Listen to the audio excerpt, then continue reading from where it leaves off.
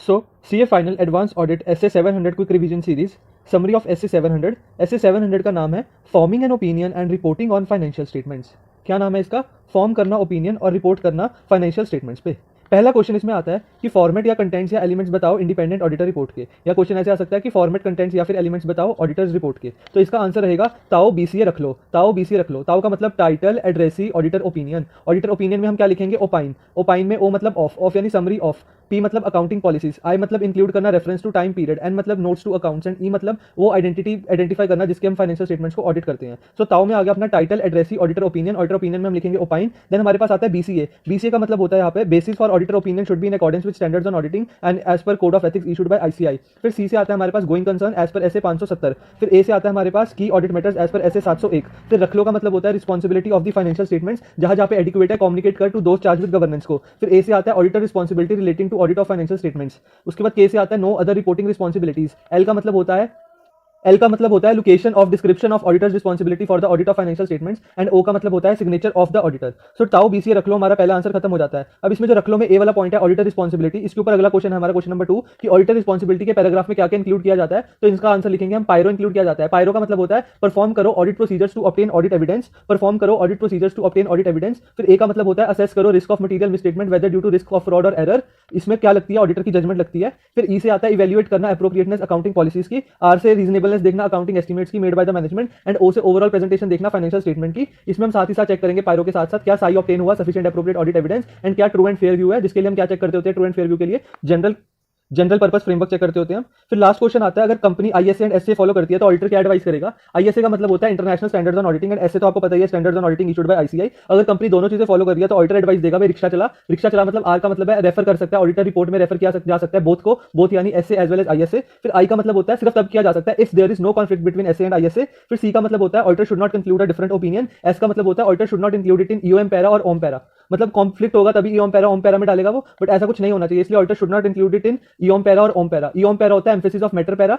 जिसमें financial statement matters आते हैं, एंड ओम पैरा होता है अदर मैटर पैराग्राफ, जिसमें other than financial statements matter आते हैं like scope of audit, auditor's work etcetera. उसके बाद हमारे पास आता है एस से तो हो गया कि should not include EOM para and OM para. फिर एच से आता है he has to specify prescribed law and regulation specified by standard on auditing, and A से आता है auditor should include jurisdiction of other auditing standards. So S से 700 की 3 question, 700 का नाम forming an opinion and reporting on financial statements. 3 question format content से elements of audit report, answer by ताऊ BCA रख लो। ऑडिटर रिस्पॉन्सिबिलिटी पैराग्राफ में क्या क्या इंक्लूड किया जा सकता है, तो आंसर है पायरो वगैरह, साइक देखना एंड ट्रू फेयर व्यू देखना, एंड आईएसए एंड एसए पे अगर एडवाइस करो क्वेश्चन आता है तो हम लिखेंगे रिक्शा चलाओ। That's it. नेक्स्ट फ्रेंड्स ऐसे 701 आता है हमारे पास। 701 का नाम है कम्युनिकेटिंग की audit matters in the independent auditor's report. क्या नाम है इसका? कम्युनिकेट करना की ऑडिट मैटर्स को इन द इंडिपेंडेंट ऑडिटर्स रिपोर्ट। इसमें पहला क्वेश्चन आता है कि जो की ऑडिट मैटर्स को कम्युनिकेट करना है इसकी पर्पस क्या है, यानी इसकी वजह क्या है। तो इसकी वजह है जनाब ने मांगा है, यानी ई जनाब। पहले होता था जी जनाब, अब होता है इलेक्ट्रॉनिक जनाब यानी ई जनाब। सो इसमें पर्पस ये रहता है कि ऑडिट मैटर्स को कम्युनिकेट करने का ई जनाब। ई से ये एनहांस करता है communicative value of the auditor's report by providing greater transparency. J से क्या होता है ऑडिटर अपनी प्रोफेशनल जजमेंट लगा के क्या करता है यूजर को असिस्ट करता है, इन्फॉर्मेशन प्रोवाइड करता है एडिशनल, और उसकी अंडरस्टैंडिंग में भी हेल्प करता है। फिर एन से क्या करता है ऑडिटर नोट डाउन करता है जो सिग्निफिकेंट आइटम्स होती है करंट पीरियड की। ए से ऑडिटर क्या करता है इंक्लूड करता है की ऑडिट मैटर्स और असिस्ट करता है यूजर्स को सिग्निफिकेंट एरियाज पे। एंड बी से ऑडिटर को एक बेसिस मिल जाता है जिसकी हेल्प से ऑडिटर क्या कर सकता है management and those charge with governance के साथ एंगेज कर सकता है ऑन दोस की ऑडिट मैटर्स। सो हमारा पहला क्वेश्चन था कि पर्पस ऑफ कम्युनिकेटिंग की ऑडिट मैटर्स क्या होते हैं, तो ई जनाब it enhance communicative value of the auditor report by providing greater transparency. Auditor by using his professional judgment and provide additional guidance and information to user and assist them in understanding that information. Auditor also note down the significant items of the current period of the financial statements.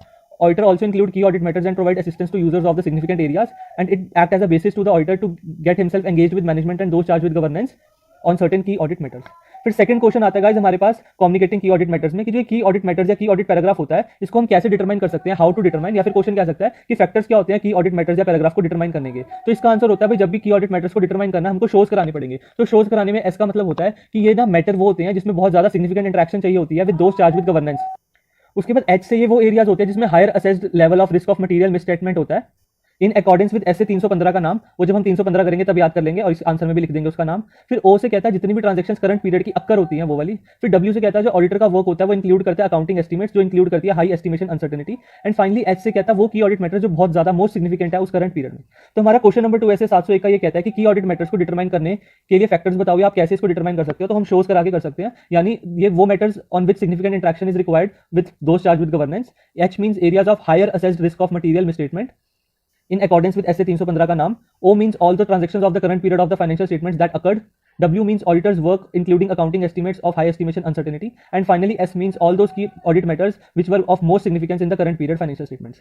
Then third question आता है कि auditor क्या कर रहा था, काफी जब audit कर रहा था तो उसको काफी सारे की ऑडिट मैटर या पैराग्राफ मिलते हैं, जो मतलब की ऑडिट मैटर्स है वो काफी सारे मिलते हैं। तो ऑडिटर को क्या क्या कम्युनिकेट करने हैं, क्या तो क्वेश्चन ये पूछ सकता है ऑडिटर क्या क्या एडवाइस करे, या क्वेश्चन डायरेक्टली पूछ सकता है कि की ऑडिट मैटर क्या होता है एंड की ऑडिट मैटर्स कौन कौन से ऑडिटर को कम्युनिकेट नहीं करने। तो हमको दोनों बातों का ध्यान रखते हैं, पहले बताना है कि की ऑडिट मैटर्स होते क्या है। ये एक होम होता है, होम में एच का मतलब होता है, हम पहले कहेंगे एक हेडिंग डालो किसकी, की ऑडिट मैटर के पैराग्राफ की। उसके बाद ओ से हम कहेंगे जो ऑडिटर का ओपिनियन होता है ये on financial statement as whole होता है। इसमें क्या होता है, ऑडिटर कोई सेपरेट ओपिनियन नहीं देता। फिर एम से क्या होता है, ऑडिटर उस चीज पे ओपिनियन देता है जो आइटम्स मोस्ट सिग्निफिकेंट होती है करंट पीरियड फाइनेंशियल स्टेटमेंट में। एंड ई का मतलब है हमको ई जिना वाली बातें भी लिखनी है इसमें, एंड साथ ही साथ शोज वाली बातें भी लिखनी है। उसके बाद हम साथ ही बता देंगे कि ऑडिटर को कौन कौन सी बातें कम्युनिकेट नहीं करनी, यानी नॉट। तो नॉट वाले में आंसर में आएगा LRM। एल का मतलब होता है जब लॉ रेगुलेशन ही हमको प्रिक्लूड करने को कह रहा है public disclosure on certain matters, that is when law and regulation ask us to preclude certain public disclosure on certain matters. Then R means it could happen in rare circumstances that if we publicly disclose certain information it could have adverse consequences. And M means when auditor is in the mood to modify the opinion as per SA 705, then he should follow SA 705, then there is no requirement of SA 701. So either he can use 701 or 705. So either he can modify it or either he can act it as a key audit matter paragraph. तो ये हमारे वो circumstance हो जाते हैं LRM जहाँ पे की ऑडिट मैटर्स ऑडिटर को कम्युनिकेट नहीं करने हैं। फिर एक क्वेश्चन आता है कि भाई ऑडिट करा जा रहा है लिस्टेड कंपनी का जिसकी टर्नओवर है 40,000 करोड़ की और प्रॉफिट है 5,000 करोड़ का, एंड ऑडिटर कहता है कि इसका रेवेन्यू रिकॉग्निशन एक की ऑडिट मैटर है, मैं ऑडिट रिपोर्ट में डालूंगा, मैनेजमेंट अग्री नहीं करता। तो क्योंकि अब रेवेन्यू रिकॉग्निशन की ऑडिट मैटर ऑडिटर बता रहा है तो इस पर कमेंट करना है क्वेश्चन कहता है। तो हम कहेंगे कि ऑडिटर ने की ऑडिट मैटर कैसे माना इसको, तो हम इसको बताएंगे कि ऑडिटर ने की ऑडिट मैटर मानने के लिए फैक्टर से डिटरमाइन किया इसको की ऑडिट मैटर। वो फैक्टर्स होते हैं शोज, यानी सिग्निफिकेंट इंटरेक्शन की दोस्त चार्ज विद गवर्नेंस के साथ। उसके बाद higher assessed risk of material में स्टेटमेंट था इन अकॉर्डेंस विद एसए 315 का नाम। उसके बाद ट्रांजैक्शन जो करंट पीरियड की अकर हुई थी, ऑडिटर का work including accounting estimates of high estimation uncertainty, and finally last S means all the key audit matters which were of most significance in the current period financial statements.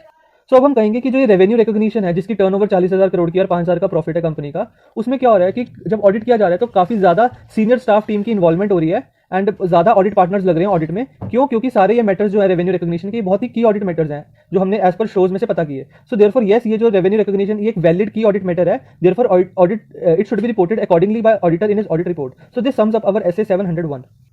फिर guys next ऐसे आता है SA 705 जिसका नाम है modifications to the opinion in the independent auditor's report. यानी SA 705 बात करता है modifications to the opinion in the independent auditor's report. इसमें पहला क्वेश्चन पूछता है कि वो कौन कौन से सर्कमस्टांसेस है जहां पे auditor is required to modify, that is circumstances जो रिक्वायर करते हैं मॉडिफिकेशंस। तो उसका आंसर है फ्यू। फ्यू मतलब एफ का मतलब होता है कि financial statements are not free from risk of material misstatement though SAE obtained sufficient appropriate evidence obtained. या फिर यू का मतलब होता है auditor is unable to obtain SAE though financial statements are free from risk of material misstatement. इसी पहले question में साथ ही अगला चीज ये पूछ लेता है कि किस किस तरह की मॉडिफिकेशन ऑडिटर दे सकता है, यानी टाइप्स ऑफ मॉडिफिकेशन और टाइप्स ऑफ मॉडिफिकेशन रिपोर्ट, या फिर ऑडिटर की रिपोर्टिंग रिस्पॉन्सिबिलिटी क्या रहती है अगर जो ऑडिटर ओपिनियन दे रहा है उस पर मैनेजमेंट अग्री नहीं कर रहा। तो इसका आंसर है QAD, qualified opinion, adverse opinion, disclaimer of opinion. Qualified opinion वो ओपिनियन होता है जिसमें साई ऑब्टेन हो चाहे ना हो, जो मटेरियल मिसस्टेटमेंट होती है वो मिसस्टेटमेंट जो होती है वो मटेरियल तो होती है बट परवेसिव नहीं होती, बट नॉट परवेसिव। उसके बाद ए का मतलब है एडवर्स ओपिनियन। एडवर्स ओपिनियन में ऑलवेज साई ऑब्टेन हो जाती है हमारी, मटेरियल भी होता है मिसस्टेटमेंट एंड परवेसिव भी होता है। एंड डी का मतलब होता है disclaimer of opinion. Disclaimer of opinion में SAE is not obtain but material भी होता है एंड परवेसिव भी होता है।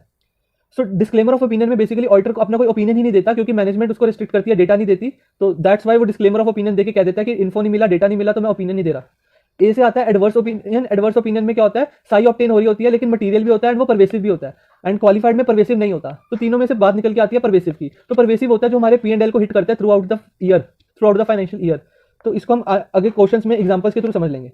और इसी पहले क्वेश्चन में हम जब ओपिनियन जो स्टैट ऑडिटर्स का है जिस पे मैनेजमेंट अग्री नहीं करती है, तो उसमें ऑडिटर साथ ही साथ QAD की रिपोर्ट के अलावा और क्या करेगा, ऑडिटर कम्युनिकेट करेगा to those charge with governance.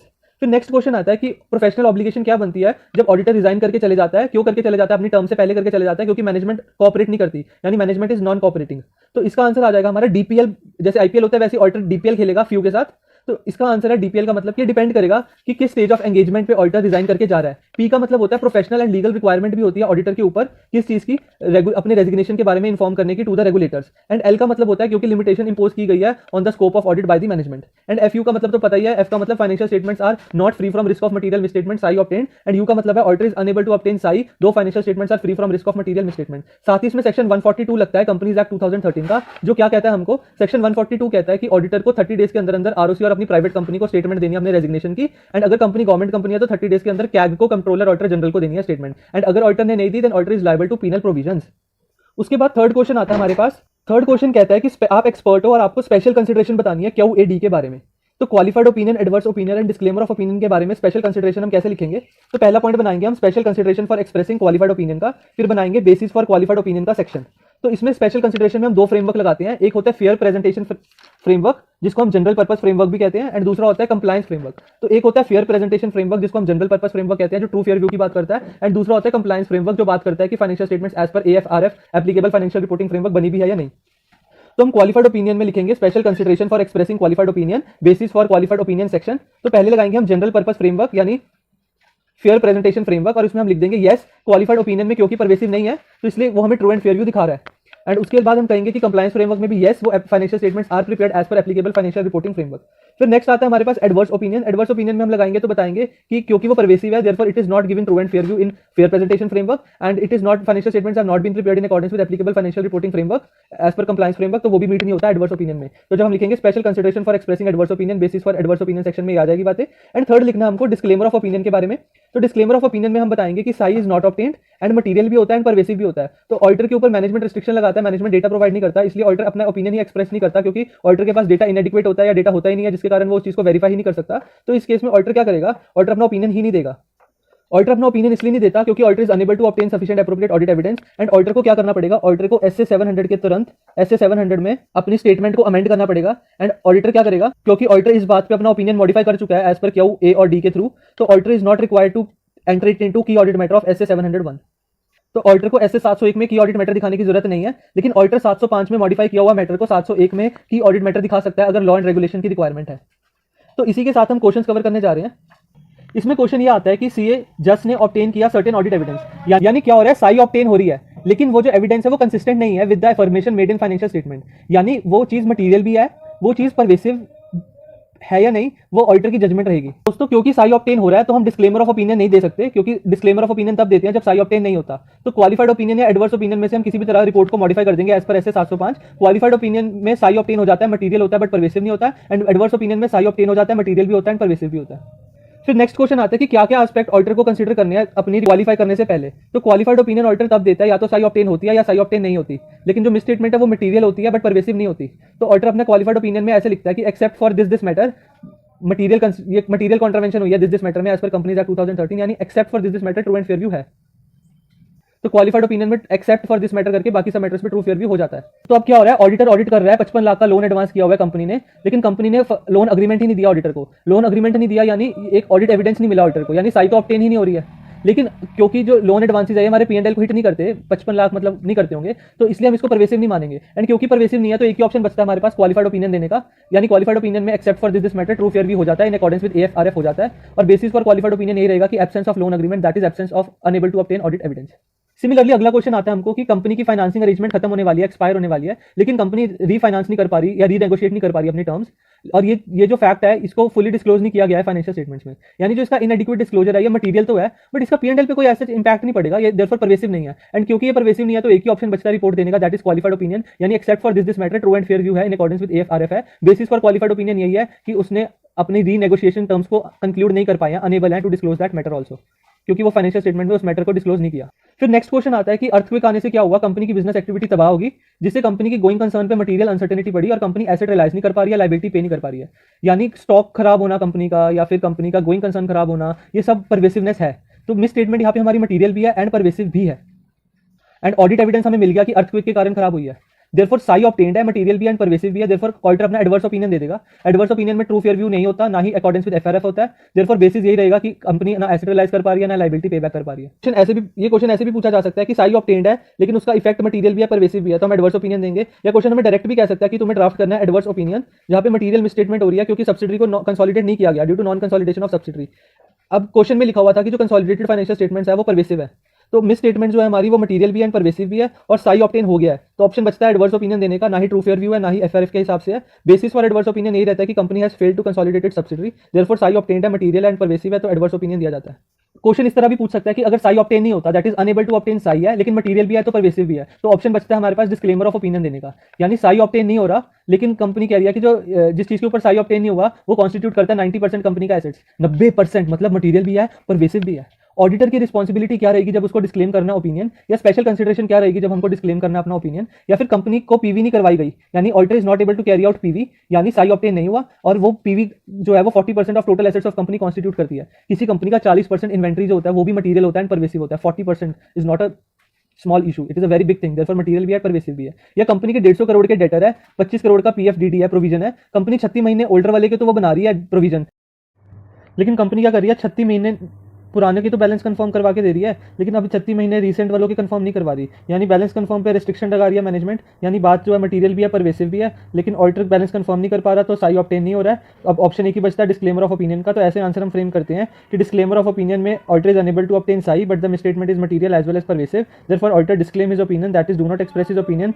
Because inadequate data होता है या फिर डेटा मिलता ही नहीं, therefore auditor could not verify anything, therefore auditor is required to amend his statement in accordance with SA 700, या फिर auditor is also not required to include it in key audit matter as per SA 701 unless required by law और regulation. अगला question ये आता है हमारे पास आखिरी S A 705 का कि अगर मैनेजमेंट ने लिमिटेशन लगाई जब आप एंगेजमेंट एक्सेप्ट कर चुके थे उसके बाद, तो आपका कॉन्सिक्वेंस क्या रहेगा या आपका रिस्पॉन्स क्या रहेगा या आप क्या फर्दर प्रोसीजर्स परफॉर्म करोगे। तो उसका आंसर आप लिखोगे, आपको रिस्पॉन्ड करना है। आर से आप रिक्वेस्ट करोगे मैनेजमेंट को कि भाई मान जा, लिमिटेशन रिमूव कर दे, नहीं करेगा तो मैं इंश्योर करता हूं मैं दोस्त चार्ज विद गवर्नेंस को बता दूंगा। एस से मेरे को साई ऑब्टेन करना है बाय हुक और क्रुक, चाहे मैं additional audit alternate audit procedures perform करूं।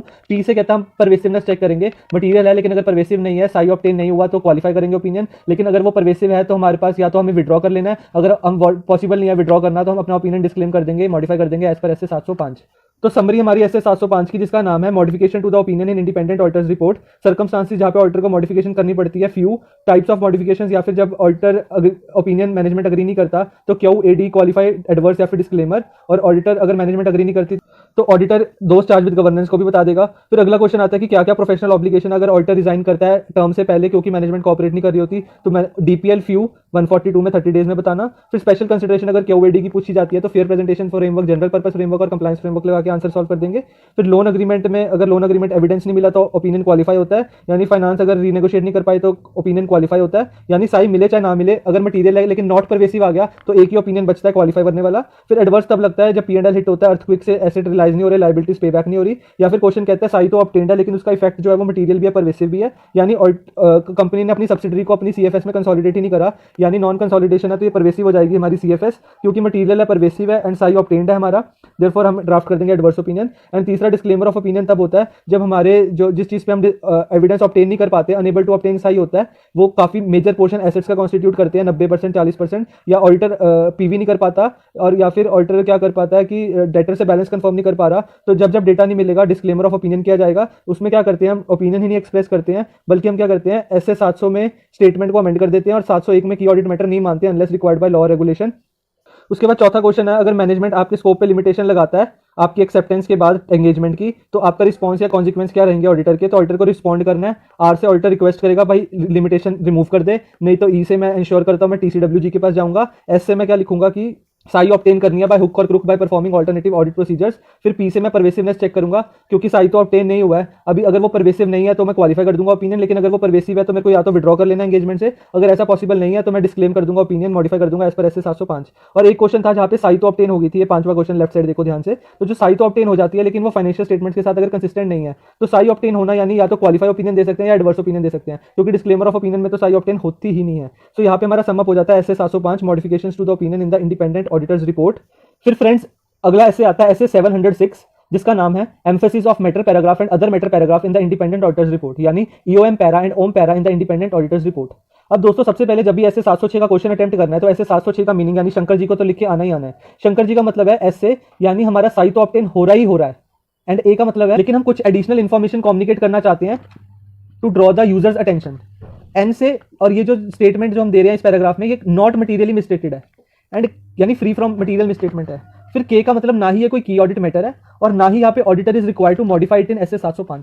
सो दोस्तों एसए 705 और 706 का एक बहुत बड़ा पॉइंट बताने जा रहा हूं कि ऑडिटर यूएम पैरा ओम पैरा में तभी डालेगा जब ऑडिटर उसको 705 में मॉडिफाई नहीं करता। किसी कीमत पे अगर ऑडिटर ने मॉडिफाई कर दिया तो वो 706 नहीं लगाएगा, या 706 लगा दिया तो 705 नहीं लगाएगा, ये बात रट लो। और वैसे ही हमने याद किया था कि 701 में की ऑडिट मैटर है तो 705 नहीं मानना, लेकिन उसमें कहा गया है कि unless required by law regulation, इसमें ऐसा भी कुछ नहीं कहा गया। उसके बाद हमें क्वेश्चन आ सकता है कि यूएम पैरा के एग्जांपल बताओ, तो इसमें हम आंसर लिख के आएंगे गोल गोल 210 800 560 है, तो हम पहले समझेंगे, हम ऐसे थोड़ी एग्जांपल ठोक देंगे, पहले हम इतना तो अकल होनी चाहिए कि ईओएम पैरा होता क्या है। तो ईओएम पैरा वो पैरा होता है जिसमें ऑडिटर फाइनेंशियल स्टेटमेंट से जुड़े हुए मैटर्स को लिखता है जो फंडामेंटल होते हैं टू द यूजर्स। अब इसके एग्जांपल में गोल का मतलब है जी से, जब हमको मैनेजमेंट की गोइंग कंसर्न पे सब्सटेंशियल डाउट होता है। फिर ओ का मतलब है कि हमने अर्ली अप्लाई कर लिया कोई अकाउंटिंग स्टैंडर्ड, जिससे क्या हुआ, जिससे कि परवेसिव इफेक्ट आ गया मेरी फाइनेंशियल स्टेटमेंट्स पे। तो अर्ली एप्लीकेशन ऑफ, ओ से ऑफ अकाउंटिंग स्टैंडर्ड, जिससे परवेसिव इफेक्ट पड़ा मेरी फाइनेंशियल स्टेटमेंट पे। फिर ए का मतलब होता है, ए का मतलब होता है मटेरियल चेंज आना मेरे अकाउंटिंग प्रिंसिपल्स में, जो कि एक मेजर कैटास्ट्रॉफ है। एंड एल का मतलब होता है, एल का मतलब होता है अनसर्टेन आउटकम होना, जिससे कि क्या हो सकता है, एक्सेप्शनली लिटिगेशंस या रेगुलेटरी रिक्वायरमेंट्स पड़ सकती है कंपनी पे। फिर ये गोल में क्या होता है, जो ये गोल वाले एग्जांपल है, अगर इन गोल को हम ईओएम पैरा में लिखते हैं तो ये गोल से क्या होता है, कंपनी की फंक्शनिंग पे एडवर्स इफेक्ट पड़ता है।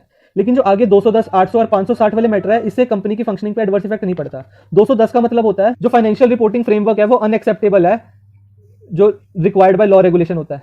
या फिर ऐसे 800 है स्पेशल पर्पस फ्रेमवर्क, या फिर ऐसे 560 है, 560 होता है सब्सिक्वेंट इवेंट। सो दोस्तों ऐसे 560 होता है सब्सिक्वेंट इवेंट, यानी वो मैटर जो ऑडिटर को after the date of auditor report पता लगता है, उसको तो भाई ऑडिटर बड़े आराम से अमेंड करके नवा इशू कर देगा।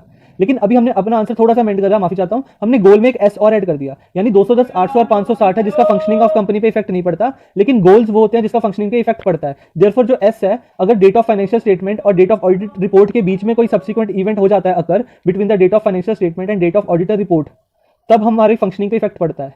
एंड सब्सिक्वेंट इवेंट जो after date of auditor report होता है उसका फंक्शनिंग पे इफेक्ट नहीं पड़ता। फिर नेक्स्ट क्वेश्चन हमें आ सकता है, एग्जांपल्स ऑफ ओम पैरा बताओ। इसमें other than financial statement matters होते हैं, यानी like audit procedures and all audit work जो फंडामेंटल होते हैं टू द यूजर्स, वो ओम पैरा में आ जाता है। इसका एग्जांपल है रेल। रेल का मतलब होता है, इसमें ऑडिटर ओम पैरा में रीजन देगा कि क्यों ऑडिटर ने रिजाइन नहीं किया जबकि मैनेजमेंट ने लिमिटेशन इंपोज की थी। फिर ए से आएगा, हो सकता है एंटिटी ने another set of financial statements auditor को दिया और ऑडिटर ने वो ऑडिट कर दियो, या ऑडिट रिपोर्ट जो ऑडिटर देना चाहता है which is intended solely for the intended users. And L का मतलब होता है कोई लॉ की रेगुलेटरी रिक्वायरमेंट है जिस पे ऑडिटर को इलेबोरेट करना पड़ेगा थ्रू ओम पैरा।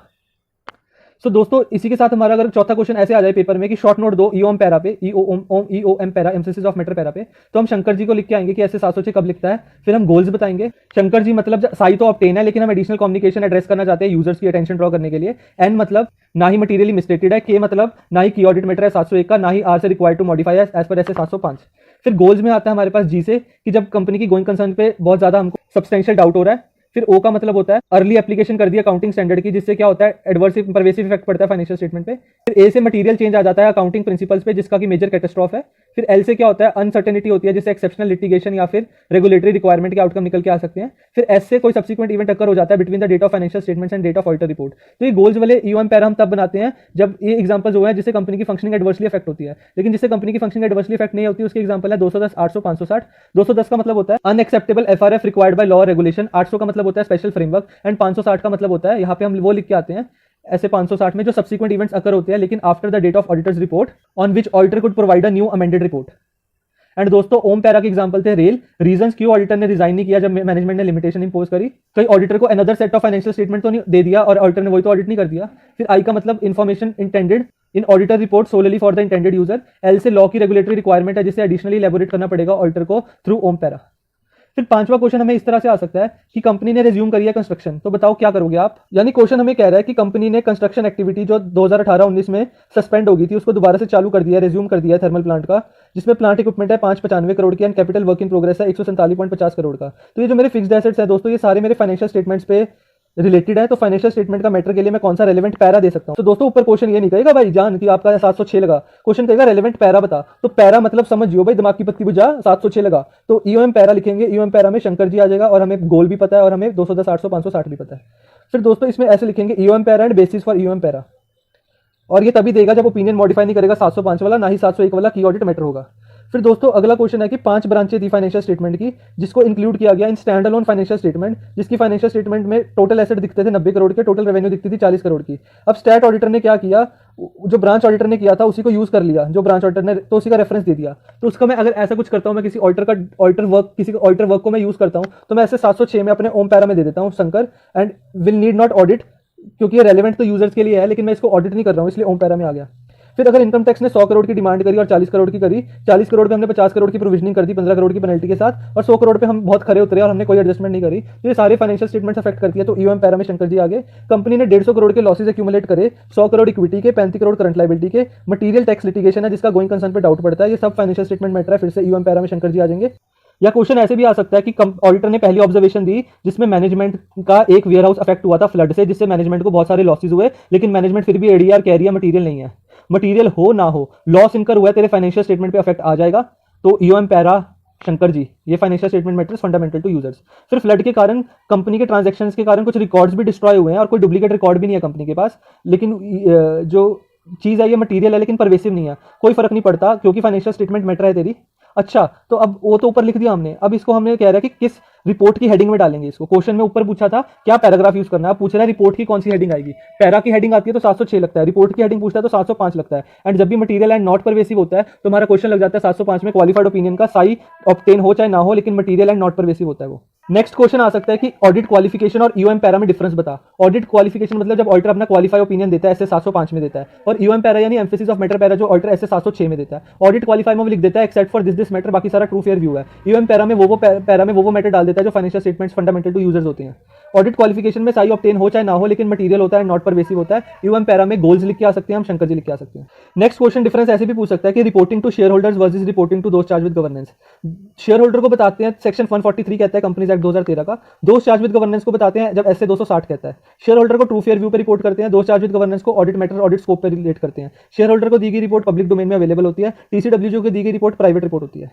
या क्वेश्चन ऐसे भी आ सकता है कि ऑडिट रिपोर्ट या ऑडिट सर्टिफिकेट में फर्क बता। या फिर क्वेश्चन ऐसे भी आ सकता है कि ऑडिट रिपोर्ट यानी रिपोर्ट के कंटेंट्स क्या होते हैं, यानी ऑडिट सर्टिफिकेट यानी सर्टिफिकेट फॉर स्पेशल पर्पस क्या होता है। तो दोस्तों ऑडिट रिपोर्ट में ऑडिटर अपना ओपिनियन देता है, एक बड़ी फॉर्मल सी स्टेटमेंट देके जब सारा कुछ इंक्वायर एंड एग्जामिन कर लेता है। लेकिन ऑडिट सर्टिफिकेट एक सर्टिफिकेट होता है जिसमें ऑडिटर रिटन कंफर्मेशन देता है, जो भी फैक्ट स्टेट किया उसकी एक्यूरेसी बताता है। ऑडिट रिपोर्ट 143 कंपनीज एक्ट 2013 लगता है, ऑडिट सर्टिफिकेट सेक्शन 66 लगता है कंपनीज एक्ट 2013 का। ऑडिट रिपोर्ट एक ओपिनियन बेस्ड रिपोर्ट है एंड सर्टिफिकेट नहीं है, एंड ऑडिट सर्टिफिकेट एक सर्टिफिकेट है एंड वो रिपोर्ट नहीं है, एंड वो तब देना पड़ता है जब company reduction of capital propose करती है। ऑडिट रिपोर्ट में एस्टीमेट्स भी इंक्लूड कर लिया जाते हैं, लेकिन ऑडिट सर्टिफिकेट में रिटन कंफर्मेशन एक्यूरेसी की दी जाती है, इसलिए एस्टीमेट्स नहीं दिए जाते, एक्यूरेसी को वाउच किया जाता है। सो समरी ऑफ एसए 706 जिसका नाम है EOM para and OM para in independent auditor's report. SA 706 का meaning Shankar ji, EOM para में गोल्स आएगा 210 आएगा, 800 आएगा, 560 आएगा। ओम पैरा में रेल आएगा, short note on EOM para में शंकर, गोल्स 210 800 560 आ जाएगा। कंपनी ने कंस्ट्रक्शन रेज्यूम कर दी ईओएम पैरा, बैंक ऑडिटर की रिपोर्ट यूज कर दी स्टैट ऑडिटर ने ओम पैरा, इनकम टैक्स ने डिमांड की ईओएम पैरा, कंपनी ने लॉस एक्यूमुलेट किया ईओएम पैरा, लॉस इनकर हुआ ईओएम पैरा, कोई डुप्लीकेट रिकॉर्ड नहीं थे तो क्या रिपोर्ट की क्या हेडिंग आएगी, ऐसे 705 में क्वालिफाई कर देंगे क्योंकि परवेसिव नहीं था। ऑडिट क्वालिफिकेशन यानी 705 लगेगा, ईओएम पैरा यानी 706 लगेगा, रिपोर्टिंग टू शेयर होल्डर यानी 143 लगेगा, रिपोर्टिंग टू दो चार्ज विद गवर्नेंस यानी ऐसे 260 लगेगा। ऑडिट रिपोर्ट यानी contents of audit report section 143 लगेगा, ऑडिट सर्टिफिकेट यानी सर्टिफिकेट फॉर स्पेशल पर्पस यानी सेक्शन 66 लगेगा। तो इसी के साथ हमारा एसए 706 कंक्लूड हो जाता है। सो नेक्स्ट समरी आती है एसए 710 की। एसए 710 होता है comparative information, corresponding figures and comparative financial statements. इसमें पहला क्वेश्चन आता है कि शॉर्ट नोट लिखो कॉरेस्पॉन्डिंग फिगर्स पे या फिर कंपैरेटिव्स पे, यानी कंपैरेटिव फाइनेंशियल स्टेटमेंट्स पे। तो इसका आंसर होता है किनार। किनार मींस ये होती है कंपैरेटिव इन्फॉर्मेशन जो इंक्लूड करते हैं amounts and disclosures, amount and disclosures for the prior period that is preceding period as a part of current period financial statements. And N से क्या आता है? N से आता है not presented as complete financial statements capable of standing alone. And A से आता है but are integral part of current period financial statements. And R means intended to be read only in relationship to the current period figures. So first question का answer बनता है कि वैसे होता है, अगर लेमैन लैंग्वेज में देखें तो कॉरेस्पॉन्डिंग फिगर होता है कि 2020-21 का जब हमने डेटा लिया तो 2020 की कॉरेस्पॉन्डिंग फिगर ली।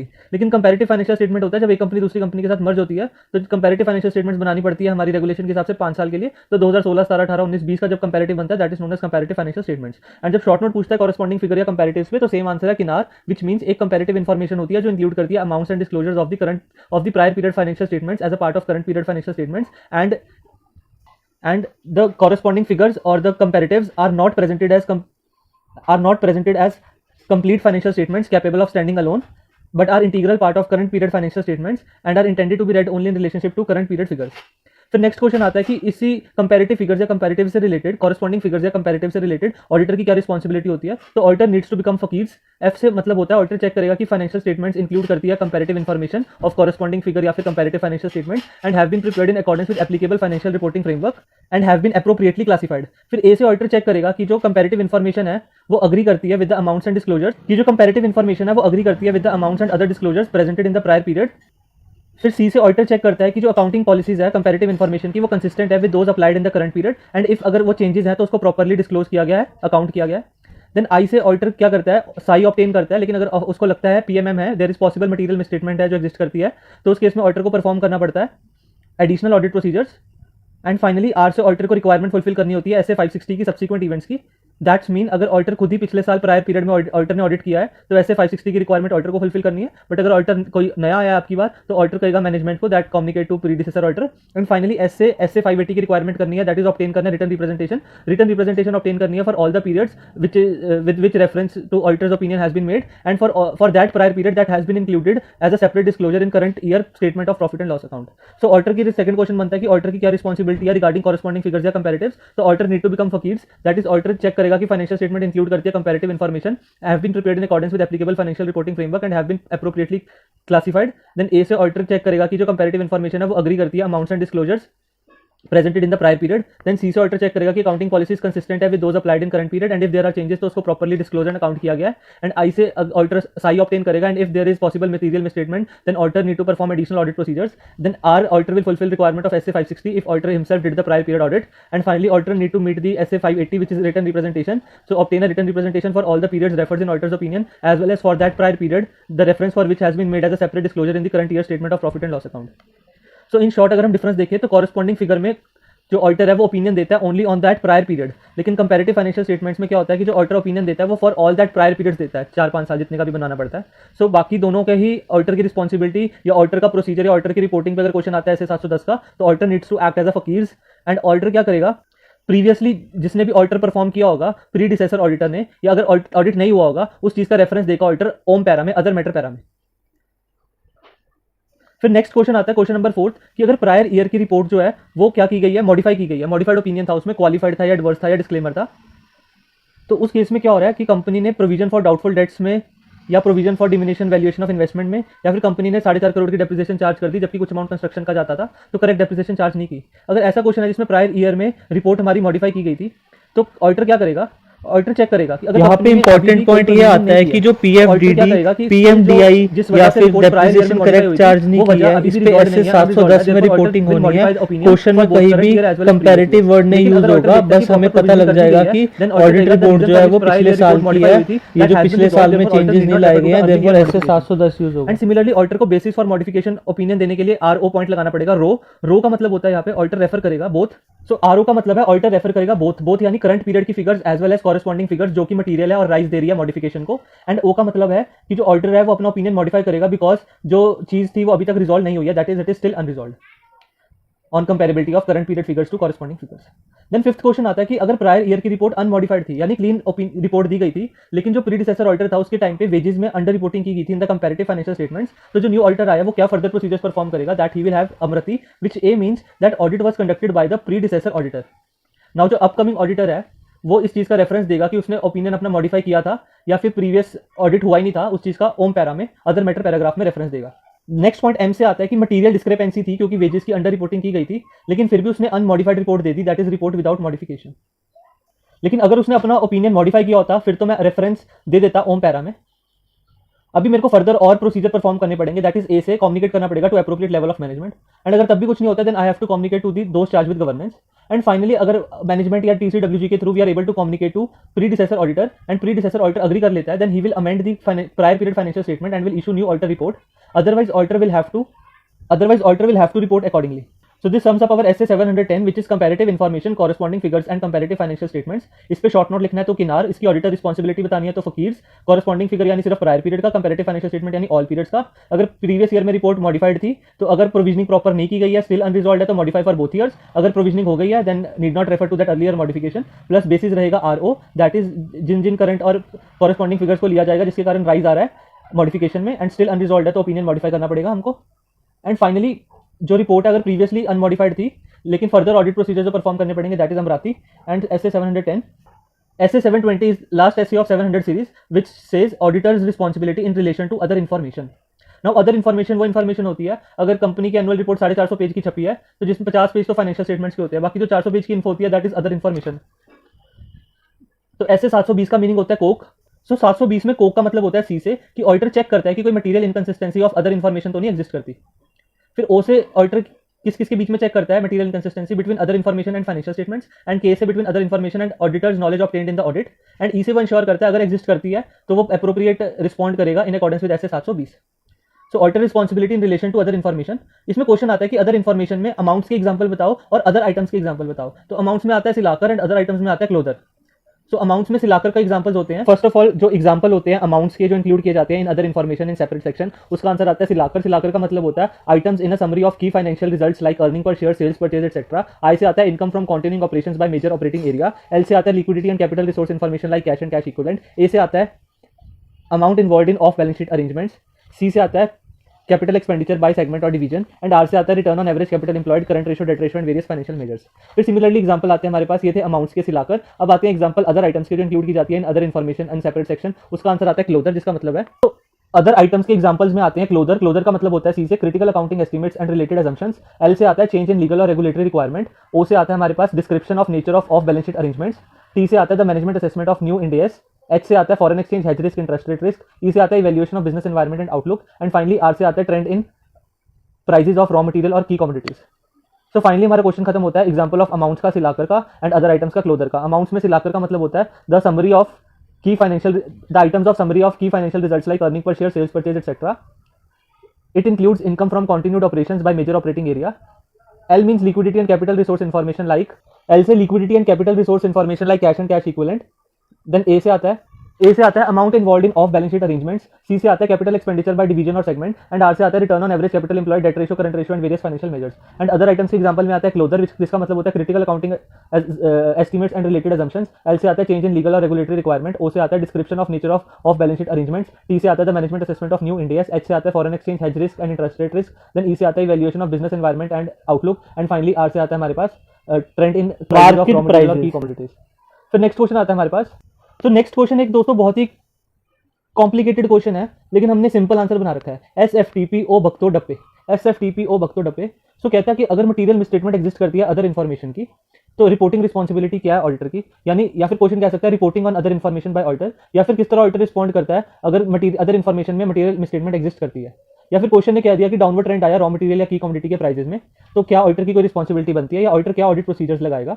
तो इस केस में पहले जो क्वेश्चन आया नवंबर 20 में, उसमें मैनेजमेंट पार्टनर ने कह दिया कि अदर इन्फो पे ऑडिट की कोई रिपोर्टिंग रिस्पॉन्सिबिलिटी नहीं है। तो हम लिखेंगे मैनेजमेंट के पार्टनर का कंटेंशन इनकरेक्ट है, और हम बताएंगे कि ऑडिट प्रोसीजर्स या रिपोर्टिंग रिस्पॉन्सिबिलिटी जब मटेरियल मिसस्टेटमेंट एग्जिस्ट करती है अदर इन्फॉर्मेशन की, तो ऑडिटर का जिम्मेवारी रहती है एसएफटीपी ओ भक्तो डप्पे। सो एसएफटीपी में सबसे पहले एस से ऑडिटर एक स्टेटमेंट देगा कि मैनेजमेंट की रिस्पॉन्सिबिलिटी होती है अदर इन्फॉर्मेशन के लिए। फिर एफ से auditor first of all discuss करेगा मैनेजमेंट से, अगर उसको लगता है मटेरियल मिसस्टेटमेंट एग्जिस्ट कर रही है तो मैनेजमेंट को कहेगा कि तुम करेक्शन कर लो। अगर मैनेजमेंट करेक्शन नहीं करेगा देन ऑडिटर क्या करेगा, कम्युनिकेट करेगा to those charge with governance, and अगर वो भी कुछ नहीं करता तो ऑडिटर परफॉर्म करेगा procedures which are necessary in circumstances. इसके लिए दो बातें आती है, ओ एंड भक्तो।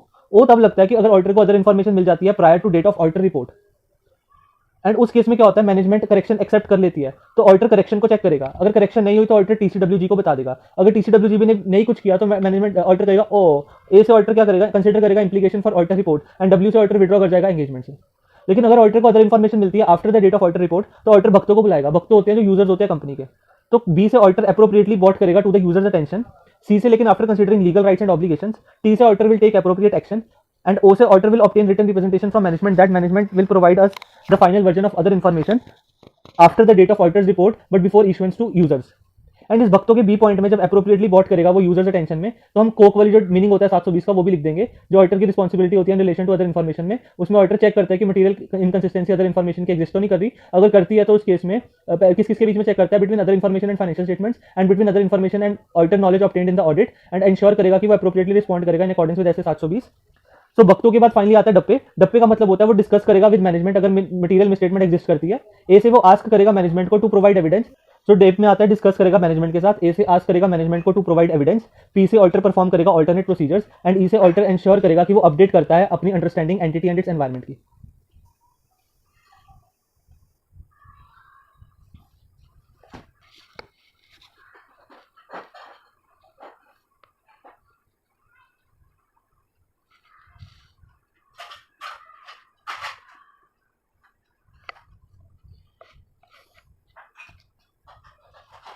एंड जो ये अदर इन्फॉर्मेशन ऑब्टेन की जाती है इट इज फॉर बोथ, या तो लिस्टेड एंटिटी के लिए या फिर अनलिस्टेड कॉर्पोरेट एंटिटी के लिए. So this sum up our SA 720 the auditor responsibility in relation to other information.